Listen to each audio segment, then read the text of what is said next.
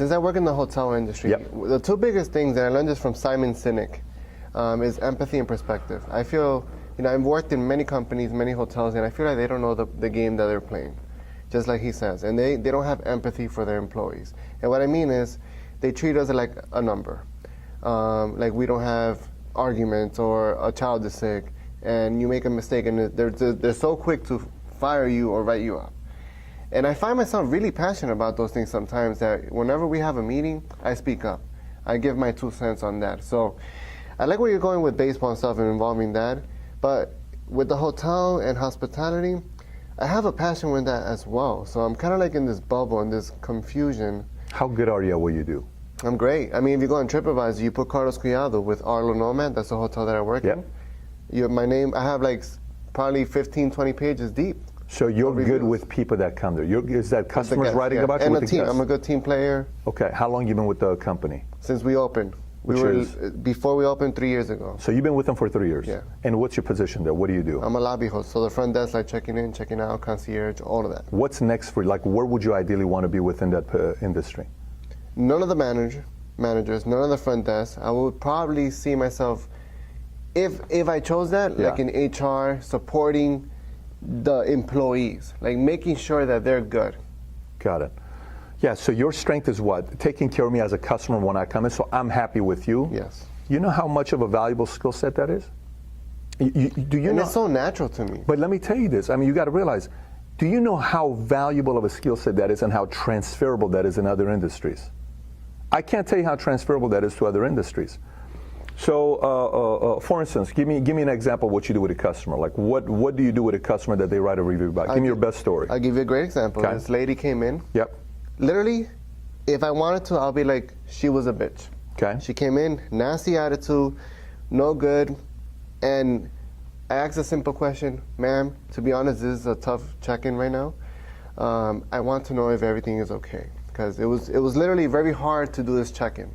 You asked for the ID, the credit card, everything was slammed. Here you go, stuff like that. She told me she just went through a divorce and she has lost her father. Okay. Same week. So she literally started crying. I finished the check-in, I pulled her away, I sat down with her. That's what I like. I like that freedom of sitting down, taking ownership of the guest, taking ownership of your job, the responsibilities. And I did. I took care of her.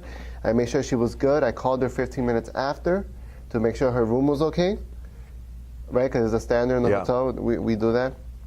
And that was a great story. And then before she left, I finished my shift. I changed. I even went after I changed. I'm not supposed to do this, but it was in my heart. It was in my inspiration. It was my intuition. Going back. So you like people? Yeah.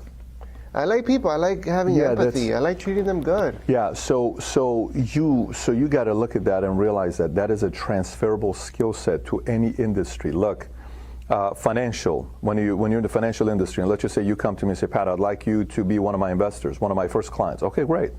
Our minimum at Morgan Stanley is $500,000. Say you're working at Morgan Stanley. I'm just throwing something out there. Phenomenal. And I say, but let me tell you, man, I have bad experience with money managers. They're this, they're this, they're that, they're this. And you go through with me. Okay, I totally understand. Look, here's what I like to do. What do I need to do to make you feel a little bit more comfortable about doing business with me?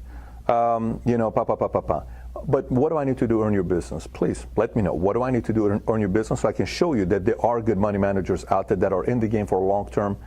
You know what, but you've only been in the game for a year. How can I trust that you're going to be in it? How about I introduce you to my partner? My partner's been in the game for 17 years. So you connect me with them, then I sit with them, then I like them, then all of a sudden I give you $500,000. You turn $500,000 into $700,000 and I give you $7 million. Then you all of a sudden turn the $7 million to $11 million and my $500,000 to 700 now is $1.1 million. Then I give you my $45 million. Then you take my 45 and you turn it into $80 million and I'm giving you $200 million. So now you're my main guy managing my finances for me, my money for me, right, with Morgan. But it happened because I felt comfortable with you and you got trust from me to want to do business with you. Your skill set is transferable, but you're working in a very low-paying wage job right now where you're not getting paid for your real skill set that you have. And you have chosen to say yes for 50 grand a year, whatever they pay you, 50, 55 a year for, 50, 55 for a position like that, which that's what you're worth at that position.